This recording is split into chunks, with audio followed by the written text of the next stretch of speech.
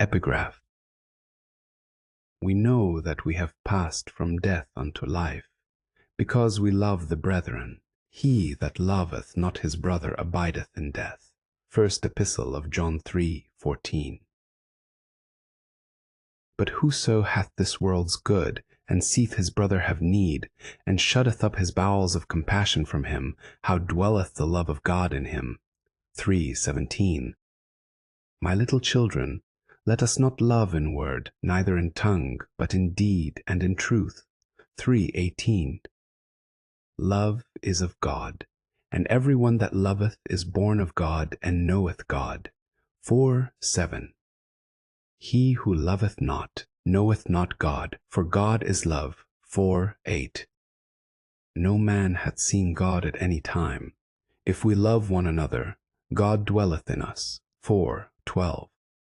God is love, and he that dwelleth in love dwelleth in God, and God in him. 4:16. If a man say, I love God, and hateth his brother, he is a liar. For he that loveth not his brother whom he hath seen, how can he love God whom he hath not seen? 4:20. Chapter 1. A shoemaker lived with his wife and children in a peasant's lodging. He had neither his own house nor his own land, and he fed himself and his family by cobbling.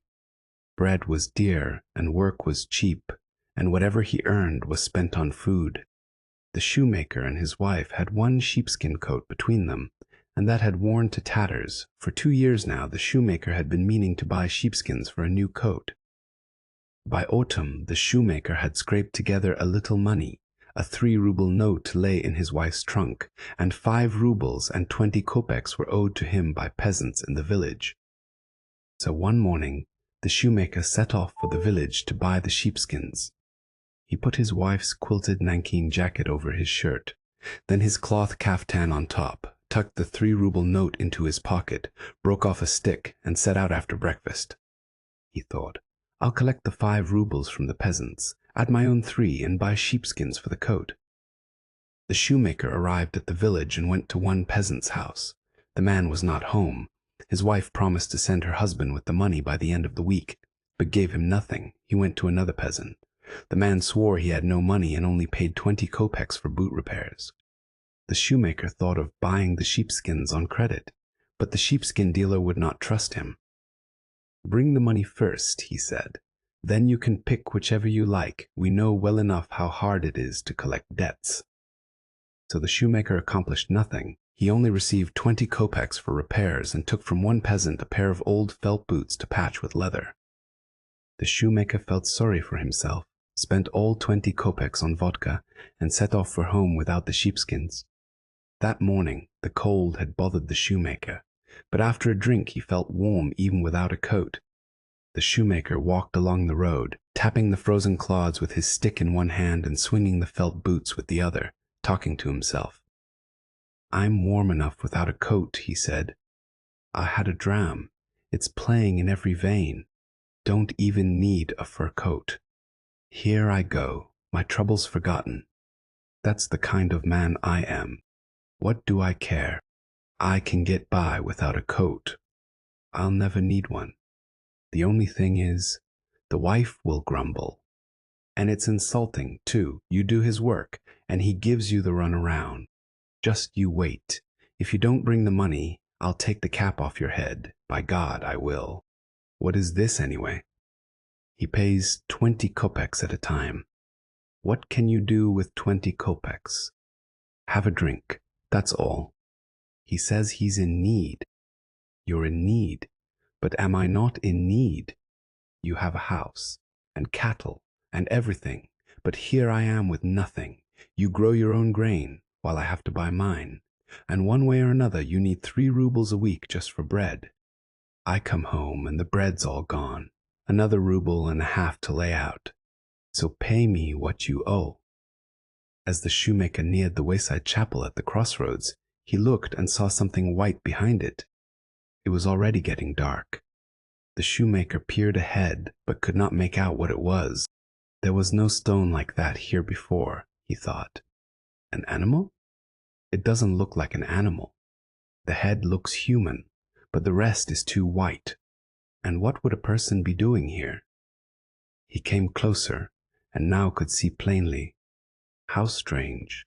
It was indeed a man, alive or dead, sitting naked and leaning against the chapel, not moving. The shoemaker grew frightened, he thought. Someone has killed a man, stripped him, and thrown him here. If I go up to him, I might get mixed up in trouble. And the shoemaker walked past. He went behind the chapel, out of sight of the man. He passed the chapel and looked back. The man had drawn away from the wall and was stirring, as though trying to see him. The shoemaker grew even more frightened and thought, should I go up to him or pass by? If I go up, something bad might happen. Who knows what kind of man he is? He didn't end up here for doing good deeds.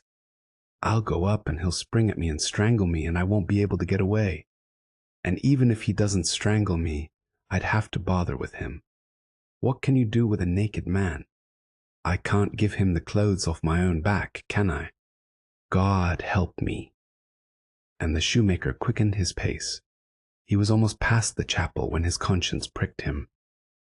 And the shoemaker stopped in the road. What are you doing, Semyon? He said to himself. A man is dying in trouble, and you got scared and are walking past. Have you grown so rich? Are you afraid they'll rob you of your riches? Shame on you, Semyon. Semyon turned around and went back to the man. Chapter 2. Semyon walked up to the man and examined him. The man was young and strong. There were no marks of beating on his body, but he was clearly frozen, stiff and frightened. He sat leaning against the chapel and did not look at Semyon, as though too weak to lift his eyes. Semyon came right up to him, and suddenly, as if coming to himself, the man turned his head, opened his eyes, and looked at Semyon. And from that one look, Semyon felt a warmth toward the man. He threw the felt boots on the ground, unfastened his belt, laid the sash on the boots, and took off his caftan. Enough talking, he said. Put this on, will you? Come on. Semyon took the man by the elbow and began to lift him. The man rose, and Semyon saw that his body was slender and clean. His hands and feet were uninjured, and his face was gentle.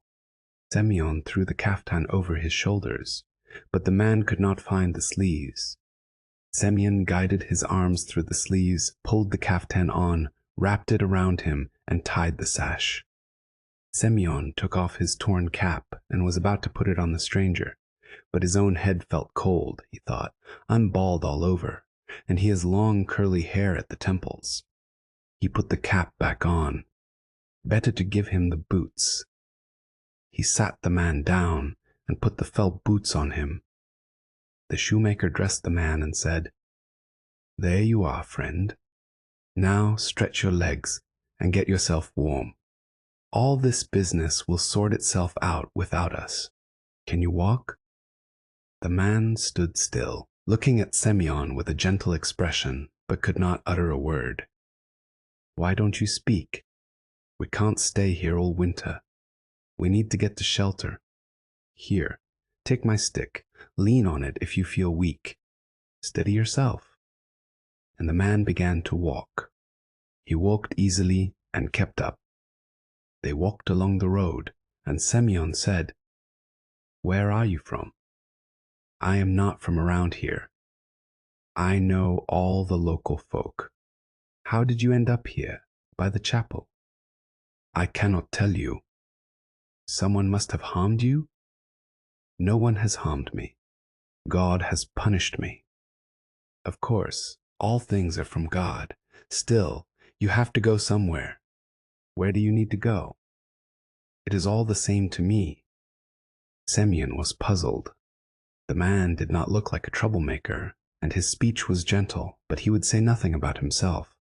And Semyon thought, all kinds of things happen, and he said to the man, Well then, come to my house. You can at least warm yourself a little. Semyon walked on, and the stranger kept pace beside him. A wind rose and cut through Semyon under his shirt. The drink was wearing off, and he was getting chilled. He walked along, sniffling, pulling his wife's jacket tighter, and thought, Here's your coat for you. I went out to buy a coat, and I'm coming home without my kaftan, and bringing a naked man with me besides. Matryona won't be pleased.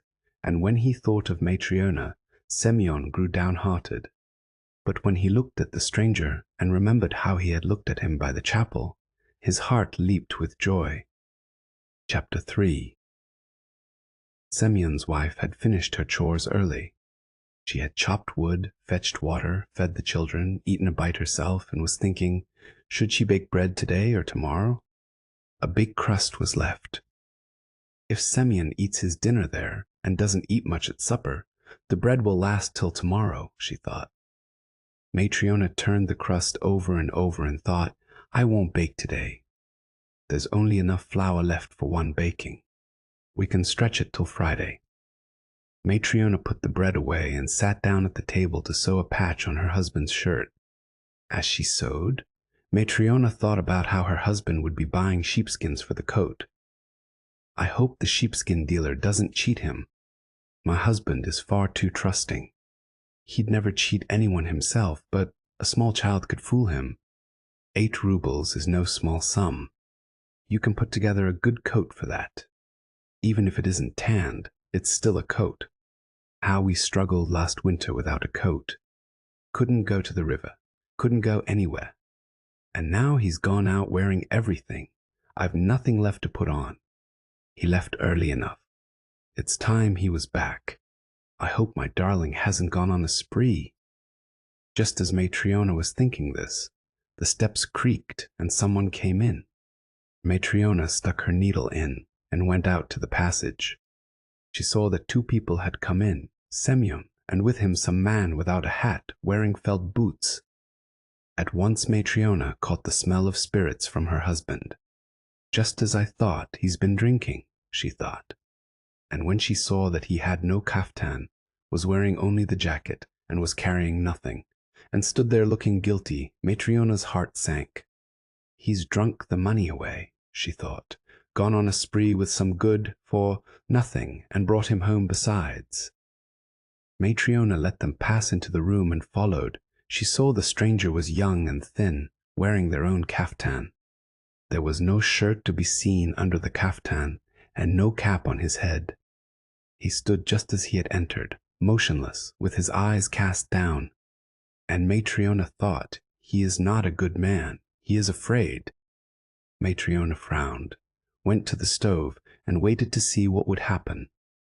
Semyon took off his cap and sat down on the bench, as if all were well. Well, Matryona, get us some supper, will you? He said.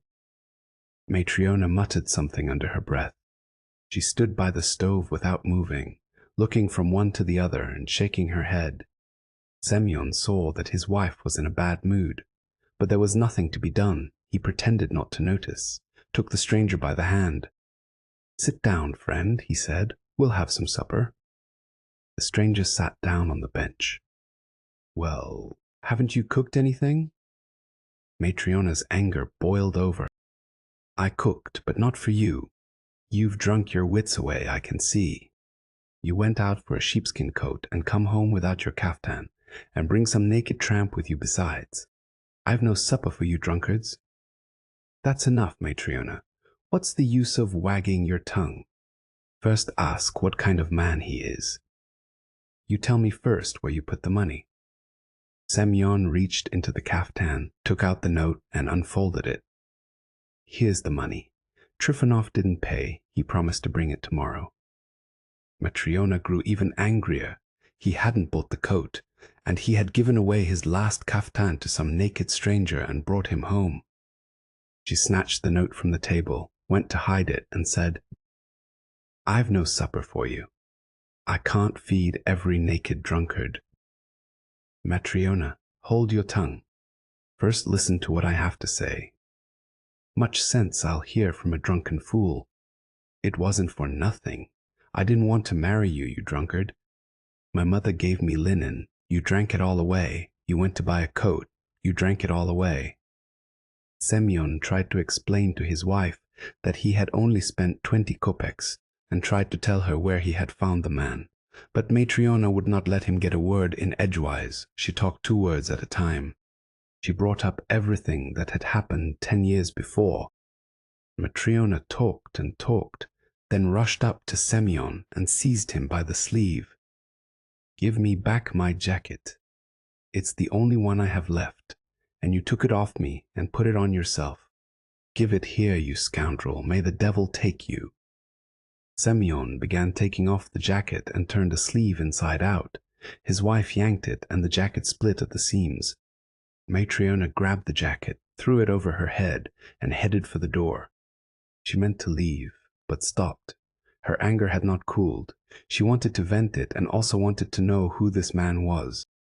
Chapter 4. Matryona stopped and said, "If he were a good man, he wouldn't be naked. He hasn't even got a shirt on.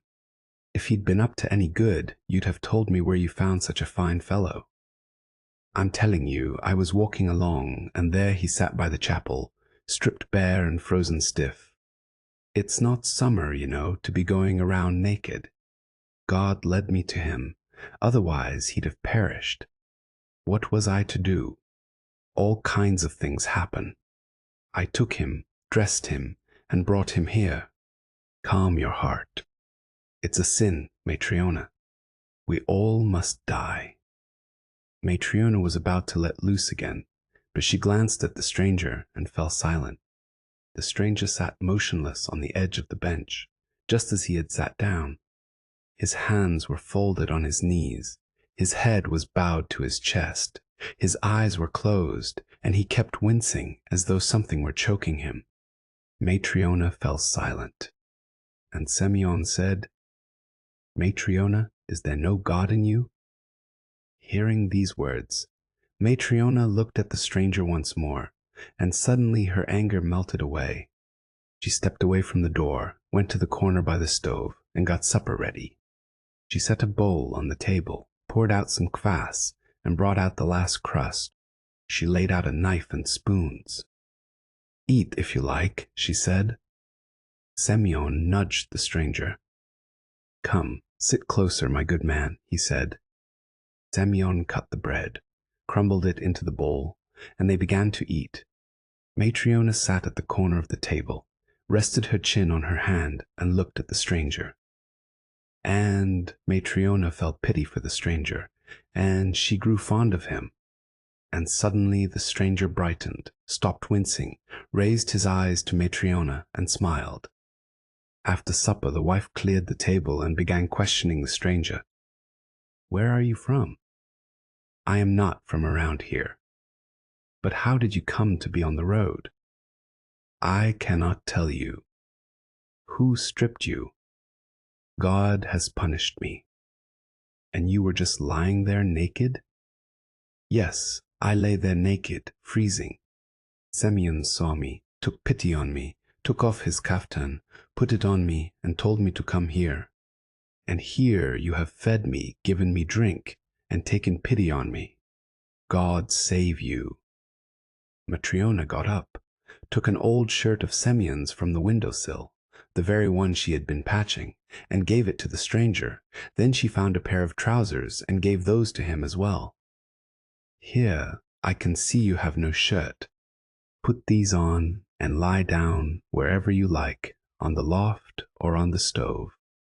The stranger took off the kaftan, put on the shirt and trousers, and lay down on the loft. Matryona put out the light, took the kaftan, and climbed in beside her husband. Matryona covered herself with the edge of the kaftan and lay without sleeping. She could not get the stranger out of her mind. When she remembered that he had eaten the last crust and there was no bread for tomorrow, when she remembered that she had given away the shirt and trousers, she felt troubled, but when she remembered how he had smiled, her heart leaped with joy. For a long time Matryona lay awake, and she heard that Semyon, too, was not sleeping. He kept pulling the kaftan over himself. "Semyon." "What?" "We've eaten the last of the bread, and I haven't mixed any dough. I don't know what we'll do tomorrow. Maybe I can borrow some from Malanya. If we're alive, we'll find something to eat." The wife lay still for a while, then said, "He seems like a good man, but why won't he tell us about himself?" He probably can't. Semyon. What? We give to others, but why does no one give to us? Semyon did not know what to say. Enough of that talk, he said. He turned over and fell asleep. Chapter 5.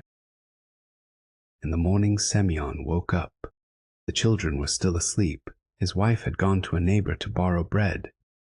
The stranger from the night before sat on the bench in the old trousers and shirt, looking upward. His face was brighter than the evening before. Semyon said, "Well now, my dear fellow, the belly wants bread and the naked body wants clothes. One has to earn a living. What work can you do?" "I know how to do nothing." Semyon was surprised and said, "Where there's a will, there's a way. A man can learn anything. People work, and I will work too. What is your name?" "Mikhail." "Well, Mikhail, if you won't tell us about yourself, that's your affair. But you need to eat. If you do as I tell you, I'll keep you fed." "God save you. I am ready to learn. Show me what to do." Semyon took a length of thread, wound it around his fingers, and began making a waxed end. "It's simple enough. Watch." Mikhail watched, wound the thread around his own fingers in the same way, and at once made a waxed end. Semyon showed him how to wax it. Mikhail understood that at once too. The master showed him how to twist the bristle and how to stitch, and Mikhail understood that too right away. Whatever work Semyon showed him, Mikhail grasped it at once, and by the third day he worked as if he had been cobbling all his life. He worked without stopping, ate little. Whenever the work paused, he sat silent, gazing upward. He never went out, never said more than necessary, never joked, never laughed. He had only been seen to smile once, on that first evening when the wife set supper before him. Chapter 6. Day followed day, week followed week, and the year went by. Mikhail went on living at Semyon's and working. Word spread about Semyon's workman. No one could sew boots so neatly and strongly as Semyon's workman Mikhail, and people from all around began coming to Semyon for boots, and Semyon's fortunes began to improve. One winter day, as Semyon and Mikhail sat working, a troika with jingling bells drew up to the hut. They looked out the window. A carriage stopped in front of the house. A young lad jumped off the box and opened the door. A gentleman in a fur coat stepped out of the carriage. He got out, walked to Semyon's house, and came up the steps. Matryona rushed out and flung the door wide open. The gentleman bent down, entered the hut, straightened up, and nearly touched the ceiling with his head. He filled the whole corner. Semyon stood up, bowed, and was astonished at the gentleman. He had never seen anyone like him. Semyon himself was lean. Mikhail was thin, and Matryona was as dry as a stick. But this man was from another world. His face was red and bloated, his neck was thick as a bull's, and he looked as though he were cast in iron. The gentleman caught his breath, took off his fur coat, sat down on the bench, and said, "Which one of you is the master shoemaker?" Semyon stepped forward and said, "I am, your honor." The gentleman shouted to his servant, "Hey, Fedka, bring the goods." The lad ran in carrying a bundle. The gentleman took the bundle and laid it on the table. "Unwrap it," he said. The lad unwrapped it. The gentleman poked the leather with his finger and said to Semyon, "Now listen, shoemaker. Shoemaker, do you see this leather?" "I see it, your honor," he said. "Do you even know what kind of leather this is?" Semyon felt the leather and said, "It's fine leather." "Fine indeed. You fool, you've never seen leather like this. This is German leather. I paid 20 rubles for it." Semyon grew nervous and said, "Where would we see such things?" "Well, exactly. Can you make me a pair of boots from this leather to fit my feet?" "It can be done, Your Honor." The gentleman shouted at him. "It can be done," he says. "You understand who you're making them for and what kind of leather this is. Make me boots that will last a year without going crooked or coming apart. If you can do it, take the leather and cut it. If you can't, don't take it and don't cut it. I tell you beforehand, if the boots come apart or go crooked before the year is out, I'll have you thrown in jail. But if they hold their shape and don't come apart for a year, I'll pay 10 rubles for the work." Semyon was frightened and did not know what to say. He looked back at Mikhail. He nudged him with his elbow and whispered, "Should I take it?" Mikhail nodded. "Take the job." Semyon followed Mikhail's advice and undertook to make a pair of boots that would not go crooked or come apart for a year. The gentleman called his servant, told him to pull off the boot from his left foot, and stretched out his leg. "Take the measure." Semyon stitched a paper strip 10 vershokes long, smoothed it, knelt down, wiped his hand clean on his apron, so as not to soil the gentleman's stocking, and began measuring. He measured the sole and the instep when he began to measure the calf. The paper strip would not go around it. The leg at the calf was as thick as a log. Mind you don't make the leg too tight. Semyon began stitching on another strip of paper. The gentleman sat there, wiggling his toes in his stocking, looking around the room at the people. He caught sight of Mikhail. "Who is that?" he said. "That is my master craftsman. He will do the sewing." "Mind you," the gentleman said to Mikhail, "remember, sew them so they'll last a year." Semyon also looked at Mikhail, and saw that Mikhail was not looking at the gentleman but staring at the corner behind him, as if he could see someone there. Mikhail gazed, and suddenly smiled, and his whole face lit up. "What are you grinning at, you fool? You'd better see to it that the boots are ready on time." And Mikhail said, "They will be ready just when they're needed." "Very well." The gentleman put on his boot, wrapped himself in his fur coat, and went to the door. But he forgot to duck and struck his head on the lintel. The gentleman cursed, rubbed his head, got into his carriage, and drove away. When the gentleman had gone, Semyon said, "What a hard nut! You couldn't kill him with a club." He knocked the doorpost with his head, and it didn't bother him a bit. And Matryona said, "With a life like his, how could he not be well fed? Even death wouldn't take a tough one like that." Chapter 7. And Semyon said to Mikhail, "We've taken on the job, but what if it brings us trouble? The leather is expensive, and the gentleman is quick-tempered. We mustn't make a mistake. Now then, your eyes are sharper, and you've more skill in your hands than I have. Here are the measurements. Cut the leather, and I'll finish stitching the uppers." Mikhail did as he was told. He took the gentleman's leather, spread it out on the table, folded it double, took a knife, and began to cut. Matryona came over and watched Mikhail cutting, and was astonished at what he was doing. Matryona was used to cobbling by now. She looked and saw that Mikhail was not cutting the leather for boots, but cutting it into round pieces. Matryona wanted to say something, but she thought to herself, "Perhaps I don't understand how to make boots for a gentleman. Mikhail probably knows better, so I won't interfere." When Mikhail had cut out the pair, he took a waxed end and began to sew. Not the way boots are sewn, with 2 ends, but with a single end, the way soft slippers are made. Matryona was surprised at this too, but again she did not interfere, and Mikhail went on sewing. At noon, Semyon got up and looked. Mikhail had made slippers from the gentleman's leather. Semyon gasped.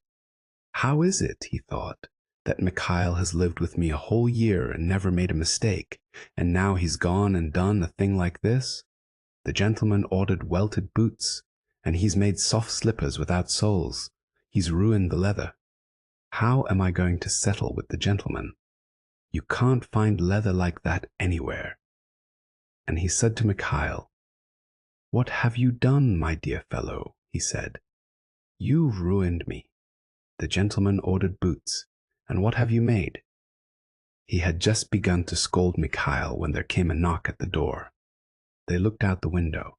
Someone had ridden up on horseback and was tying his horse. They opened the door, and in came the gentleman's own servant. "Good day." "Good day. What do you need?"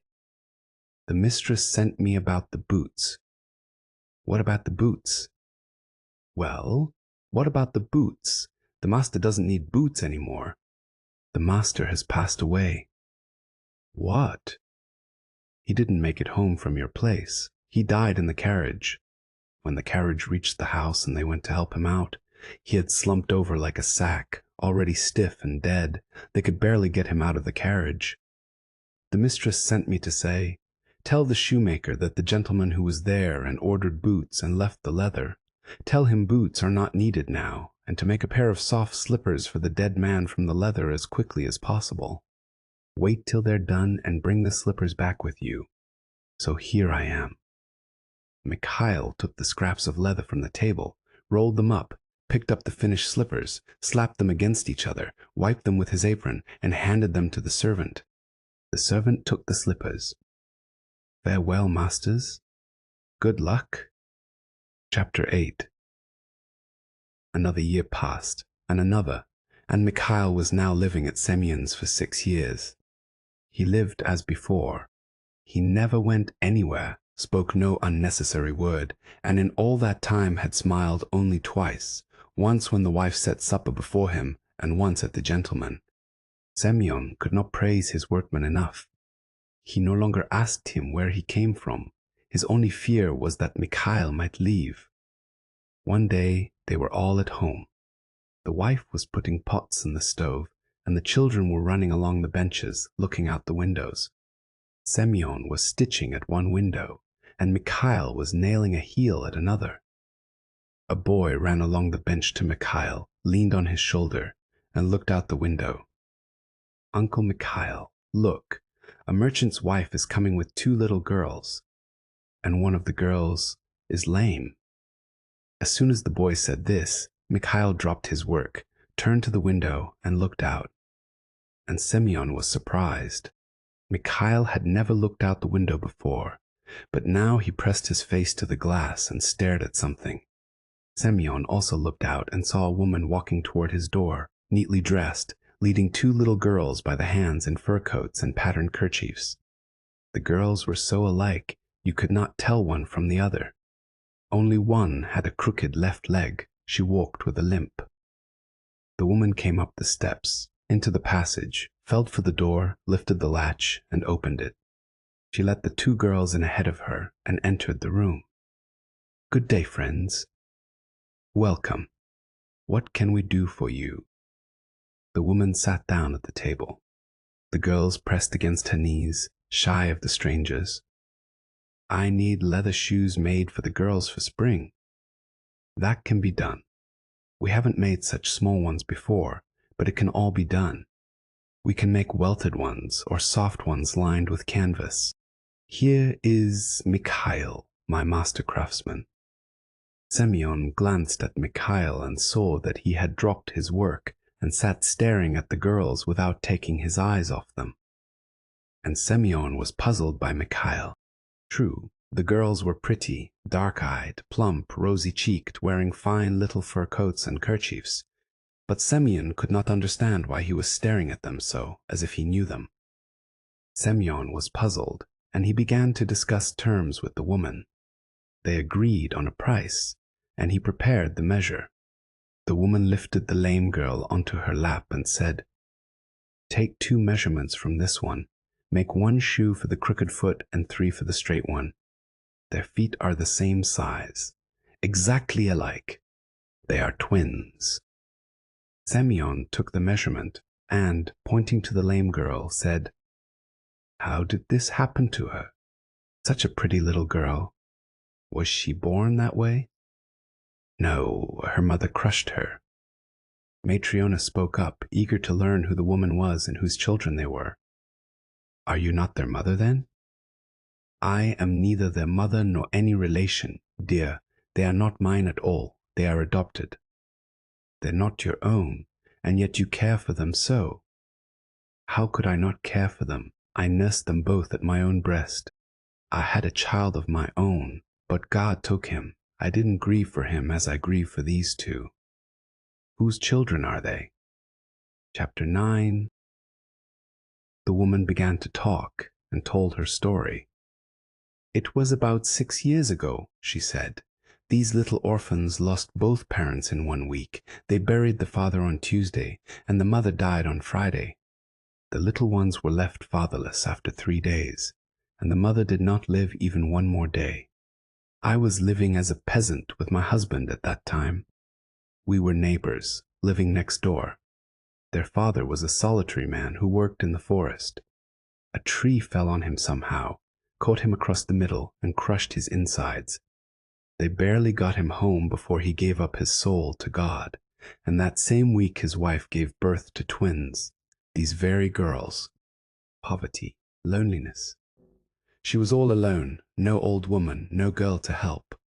Alone she gave birth, and alone she died. The next morning, I went to look in on my neighbor. I came into the room, and the poor woman was already cold, and as she was dying, she had rolled over onto one of the little girls. She had crushed this one, twisted her leg. The villagers gathered, washed the body, made a coffin, and buried her. Good people, all of them. The 2 little girls were left alone. What was to be done with them? I was the only nursing mother among the women. I had been nursing my firstborn, a boy, for 8 weeks. I took the girls in for the time being. The men held a meeting, talked it over, and said to me, "You keep the girls for now, Maria, and we'll think of what to do with them." I nursed the healthy one at my breast, but I did not bother to feed this crippled one. I didn't expect her to live. But then I thought, why should this little angel's soul suffer? I felt sorry for her too. I began to feed her, and so I nursed all 3, my own and these 2, at my breast. I was young and strong, and the food was good. God gave me so much milk that it would overflow. I would nurse 2 at a time while the 3rd one waited. When one had had enough, I'd take up the 3rd. And so, by God's will, I raised these 2, but I buried my own boy before he was 2 years old, and God gave me no more children. But our fortunes improved. Now we live at the merchant's mill. The wages are good, and life is comfortable, but we have no children. How lonely I would be without these girls. How could I not love them? They are the light of my life. The woman pressed the lame girl to her with one arm, and with the other began wiping the tears from her cheeks. Matryona sighed and said, "The proverb is right. One can live without a father or mother, but one cannot live without God." They talked among themselves for a while. Then the woman rose to leave. The host saw her out and turned to look at Mikhail. He sat there with his hands folded on his knees, looking upward and smiling. Chapter 10. Semyon came up to him and said, "What is it, Mikhail?" Mikhail rose from the bench, put down his work, took off his apron, bowed to the master and his wife, and said, "Forgive me, masters. God has forgiven me. Forgive me, you also." And the host saw that a light shone from Mikhail. Semyon rose, bowed down to Mikhail, and said to him, "I can see, Mikhail, that you are no ordinary man, and I cannot keep you, and I cannot question you.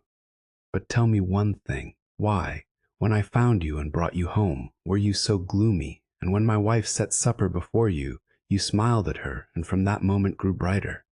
Then, when the gentleman ordered the boots, you smiled a second time and grew brighter still.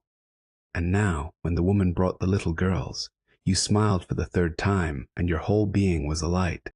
Tell me, Mikhail, why does such light shine from you, and why did you smile those 3 times?" And Mikhail said, "The light shines from me because I had been punished, and now God has forgiven me. And I smiled 3 times because I had to learn 3 words of God. I have now learned them. I learned the first word when your wife took pity on me. That is why I smiled the first time. I learned the second word when the rich man ordered the boots. That is why I smiled the second time. And now, when I saw the little girls, I learned the last, the third word, and I smiled the third time. And Semyon said, "Tell me, Mikhail, why did God punish you, and what are those words of God, that I too may know?" And Mikhail said, "God punished me because I disobeyed him. I was an angel in heaven, and I disobeyed God. I was an angel in heaven, and the Lord sent me to take a woman's soul. I flew down to earth, and I saw a woman lying sick. She had given birth to twins, 2 little girls. The little girls were wriggling beside their mother, and the mother could not lift them to her breast. The woman saw me, understood that God had sent me for her soul, and she began to weep and said, 'Angel of God, my husband has just been buried. A tree killed him in the forest. I have no sister, no aunt, no grandmother. There is no one to care for my little orphans. Do not take my soul. Let me nurse my children, feed them, and set them on their feet. Children cannot live without a father and mother.' And I heeded the mother, placed one little girl at her breast, put the other in her arms, and rose to the Lord in heaven. I flew up to the Lord and said, I could not take the soul from the mother. A tree killed the father. The mother has given birth to twins and begs me not to take her soul, she says. Let me nurse my children, feed them, and set them on their feet. Children cannot live without a father and mother. I did not take the mother's soul. And the Lord said, Go back, take the mother's soul, and you will learn 3 things. You will learn what dwells in men, and what is not given to men, and what men live by. When you have learned these things, you shall return to heaven. I flew back to earth, and took the mother's soul. The babies fell away from the breast. The dead body rolled over on the bed and crushed one of the little girls, twisting her leg. I rose above the village, meaning to carry the soul to God, but a wind seized me, my wings drooped and fell away. The soul went on alone to God, and I fell to earth beside the road. Chapter 11. And Semyon and Matryona understood whom they had clothed and fed and who had been living with them, and they wept with awe and joy. And the angel said, I was left alone in the field, naked. I had never before known human need. I had known neither cold nor hunger, and now I became a man. I was hungry, frozen, and did not know what to do. I saw a chapel in the field, built for God's service, and I went to it hoping to shelter there. The chapel was locked, and I could not enter, so I sat behind the chapel to shelter from the wind. Evening came. I was hungry, chilled, and aching all over.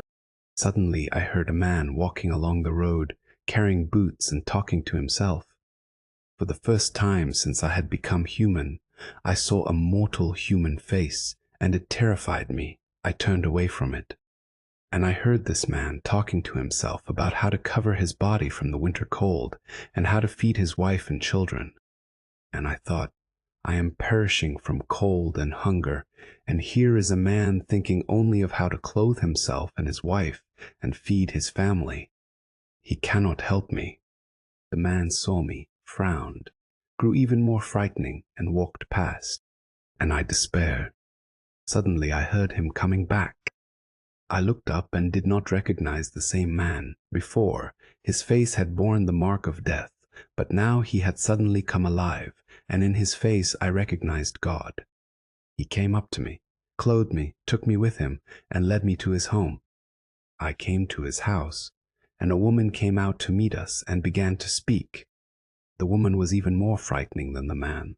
A deathly spirit came from her mouth, and I could not breathe for the stench of death. She wanted to turn me out into the cold, and I knew she would die if she turned me out. Then suddenly her husband reminded her of God, and the woman changed at once. And when she set supper before us and looked at me, I looked at her. There was no longer any death in her. She was alive, and in her too I recognized God.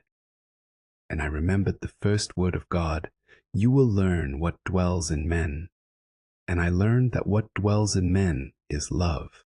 and I rejoiced that God had begun to reveal to me what he had promised, and I smiled for the first time. But I could not yet understand everything. I could not understand what is not given to men and what men live by. I went on living with you, and a year passed.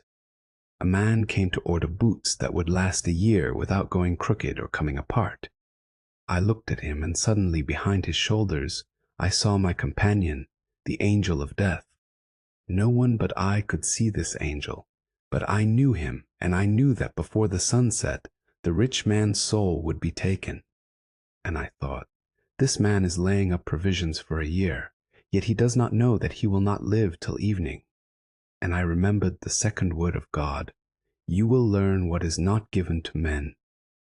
What dwells in men I already knew. Now I learned what is not given to men. It is not given to men to know what their bodies need. And I smiled the second time. I rejoiced because I had seen my companion angel, and because God had revealed to me the second word. But I could not yet understand everything. I still could not understand what men live by, and I went on living and waiting for God to reveal the last word to me. And in the 6th year, the twin girls came with the woman, and I recognized the girls and learned how they had been kept alive.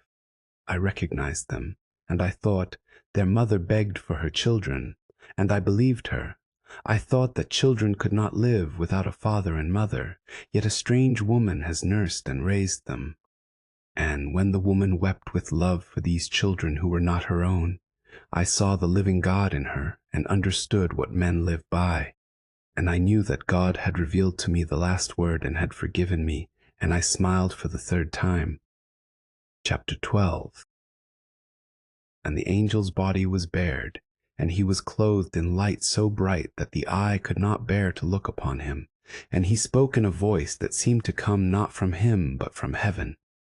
And the angel said, I have learned that every man lives not by care for himself, but by love. It was not given to the mother to know what her children needed for life.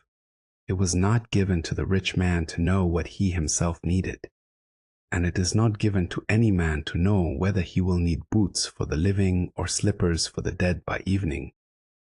I remained alive when I was a man, not because I took thought for myself, but because love was in the heart of a passerby and his wife, and they pitied me and loved me. The orphans remained alive, not because anyone provided for them, but because love was in the heart of a strange woman, and she pitied them and loved them. And all men live not because they take thought for themselves, but because love dwells in men. I knew before that God gave life to men and desires that they should live. Now I understood yet another thing. I understood that God did not want men to live apart, and therefore did not reveal to them what each one needed for himself, but he wanted them to live united, and therefore revealed to them what they all need for themselves and for one another. I have now understood that it only seems to men that they live by care for themselves, but that in truth they live by love alone. He who dwells in love dwells in God, and God in him, for God is love. And the angel sang praise to God, and the hut trembled at the sound of his voice. And the ceiling parted, and a pillar of fire rose from earth to heaven. And Semyon, his wife, and his children fell to the ground. And wings spread behind the angel's back, and he rose into the sky. And when Semyon came to himself, the hut stood as before, and there was no one in it but his family.